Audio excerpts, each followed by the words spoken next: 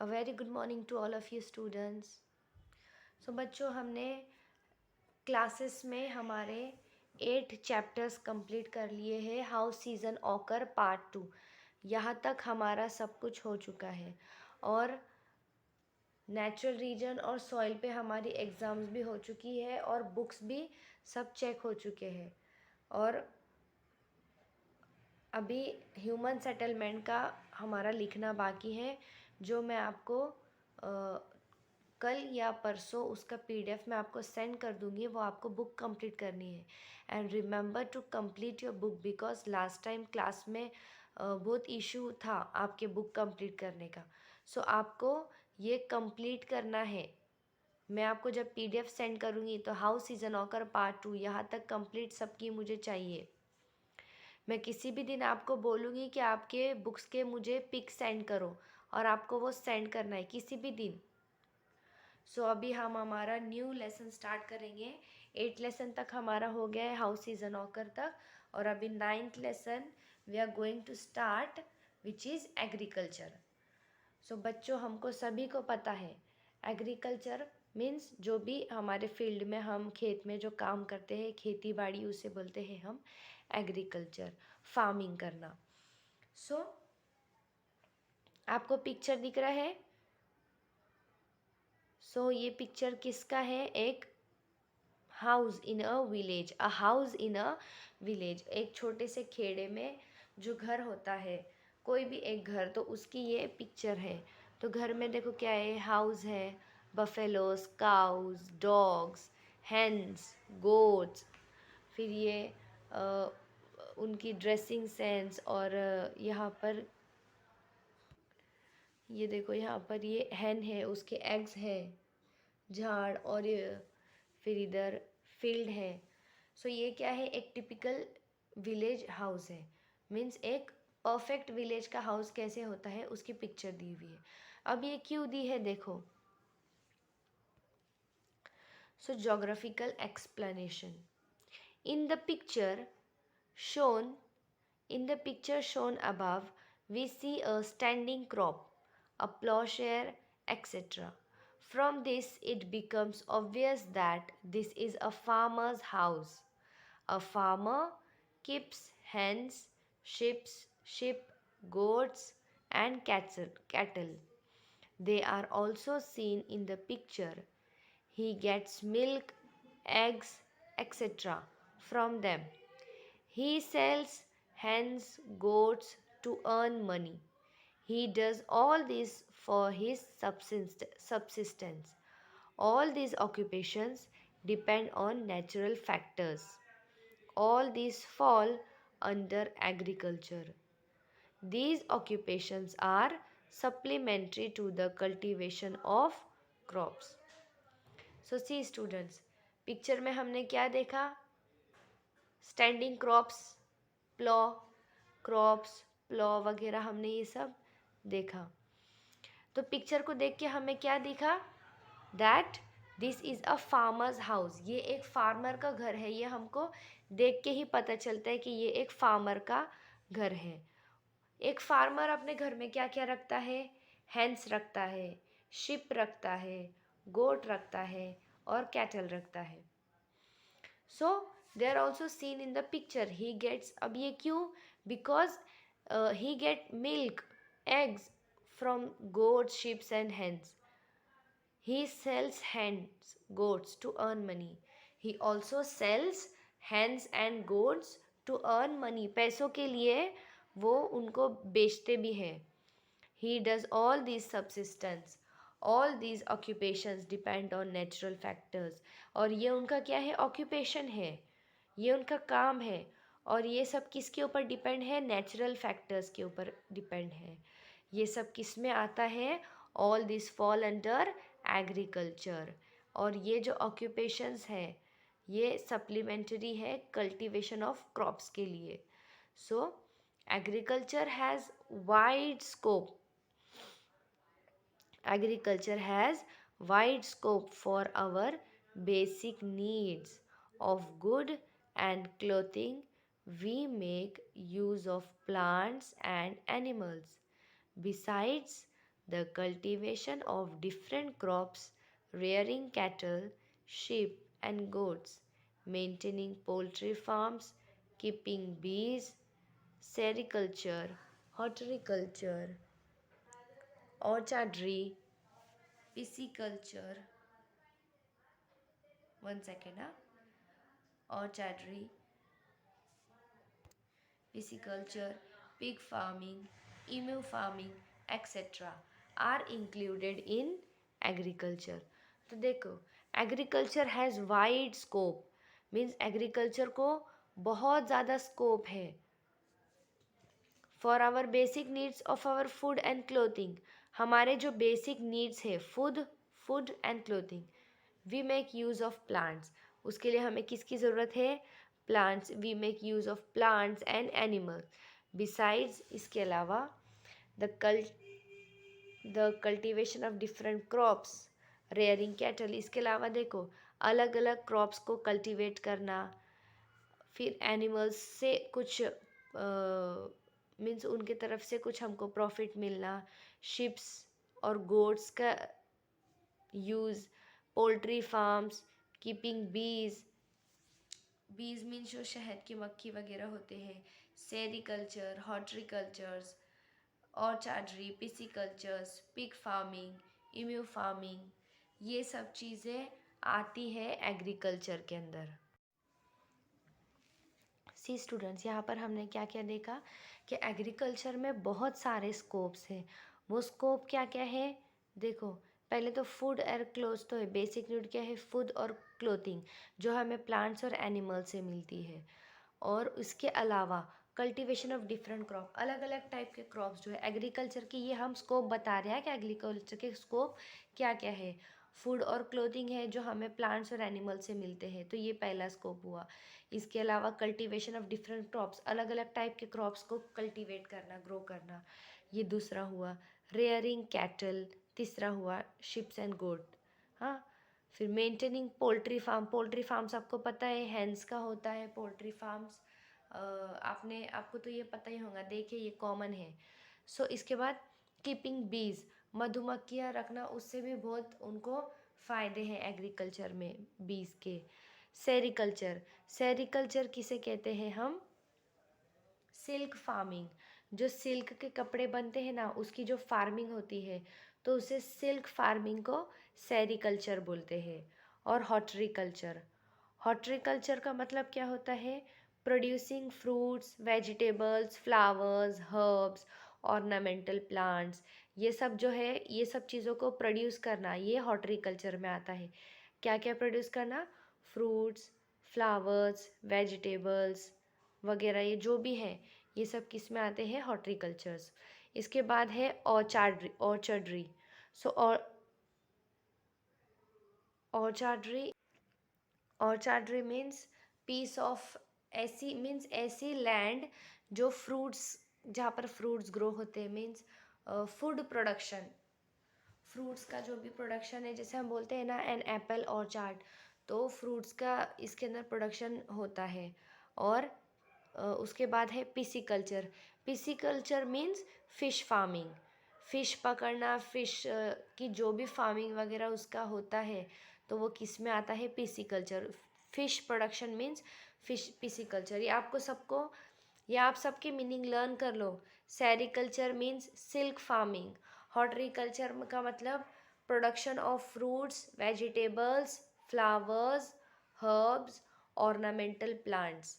And orchardry means piece of enclosed land planted with fruit, trees, etc. And pisciculture means fish farming. And pig farming, pig आपको पता है, pig farming, emu farming, etc. are included in agriculture. तो ये सारे क्या थे हमारे agriculture के मीन्स उसके स्कोप थे. क्या एग्रीकल्चर के स्कोप किस में है, ये उसके कुछ पॉइंट्स हैं. चलो अब आगे बढ़ते हैं. An agricultural occupation resources like manpower, animals, implements, etc. are used. Advanced technology is employed in agriculture. Cultivation of crops is considered to be the main and the most important occupation. So देखो बच्चों, in agriculture occupation, in agricultural occupation, resources like manpower, animal implements etc. are used. तो agriculture ये जो occupation है, ये जो काम है, इसके अंदर क्या क्या ज़रूरी है? मैन पावर मीन्स एक आदमी की जो मीन्स मैन के जो पावर है, ताकत है आदमी की, ऐसा अच्छा पावर वाला मीन्स काम करने वाला मैन। एनिमल इम्प्लीमेंट्स, बहुत सारे एनिमल्स का यूज़ लगता है एग्रीकल्चर के अंदर। ये सब चीज़ें एग्रीकल्चर ऑक्यूपेशन में यूज़ होती है।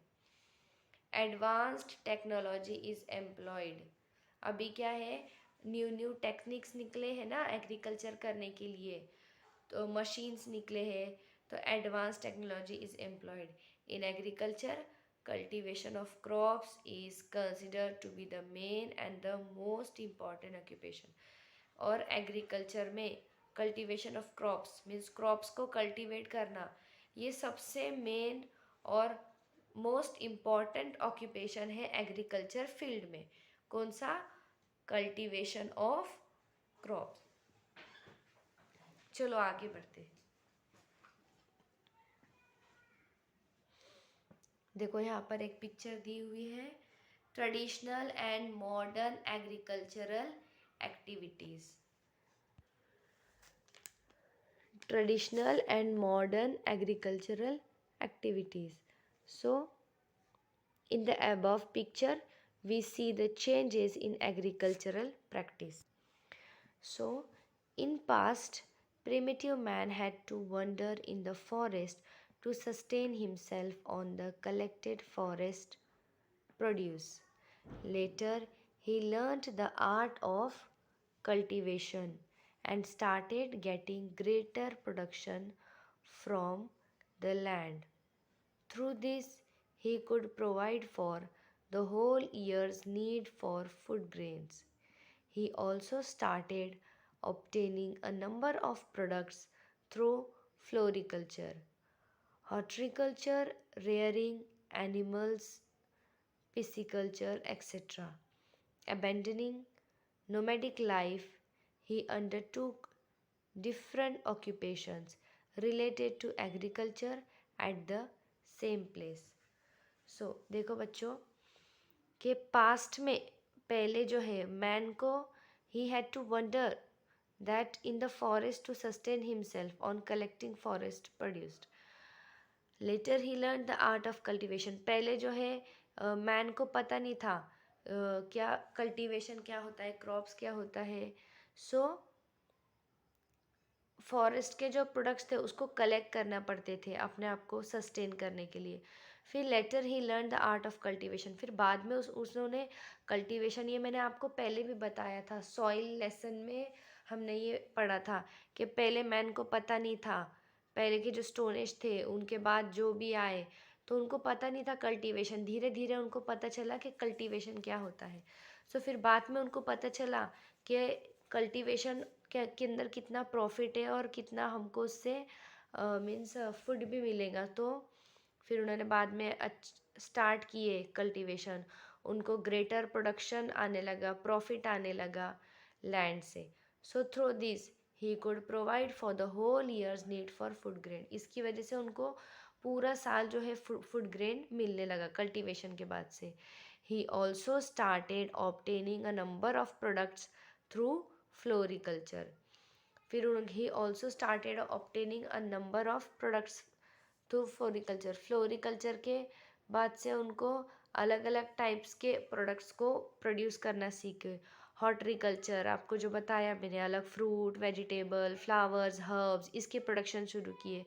फिर रेयरिंग एनिमल्स, एनिमल्स से भी फ़ायदा लेना शुरू किए, शिप्स से उनको ऊल मिलता था, फिर गोट्स, काउज, बफेलोज, इनसे मिल्क मिलने का, फिर और अलग अलग चीज़ें इनको प्रॉफिट होने लगी, तो एनिमल रेयरिंग उन्होंने शुरू किए। फिर पिसिकल्चर शुरू किए, मीन्स फ़िश फार्मिंग शुरू किए, अलग अलग टाइप के फार्मिंग से ये, तो जिसमें मेन जो है वो कल्टीवेशन ऑफ क्रॉप्स है। लेकिन फिर उन्होंने धीरे धीरे शुरू किया, पहले कल्टीवेशन, फिर फ्लोरिकल्चर, फिर हॉर्टिकल्चर, फिर pisciculture, pisciculture means fish farming, ऐसा धीरे धीरे उन्होंने सब शुरू किए। And abandoning nomadic life, he undertook different occupation related to agriculture from the same place। और ऐसे ही धीरे धीरे करके एग्रीकल्चर से रिलेटेड जितने भी ऑक्यूपेशन है वो धीरे धीरे समझने कर रहे और यूज़ करने लगे। Now let us get introduced to the different occupation that come under the scope of agriculture। अभी देखो, now let us get introduced, अभी हम देखेंगे कि अलग अलग जो ऑक्यूपेशन है वो एग्रीकल्चर में कैसे है। We use the products of this occupation in our daily life, everyday life. और ये प्रोडक्ट्स को, ये जो एग्रीकल्चर से जो हमको प्रोडक्ट्स मिलते हैं वो हमारी डेली लाइफ में हम उन्हें कैसे यूज़ करते हैं। These traditional occupation are called activities in, और ये जो ट्रेडिशनल ऑक्यूपेशन है ये इसे हम क्या कहते हैं, एक्टिविटीज़ इन एग्रीकल्चर, जिसमें पहला है animal husbandry. Animal husbandry means rearing different animals and obtaining various products from them for subsistence in the core of is the core of animal husbandry।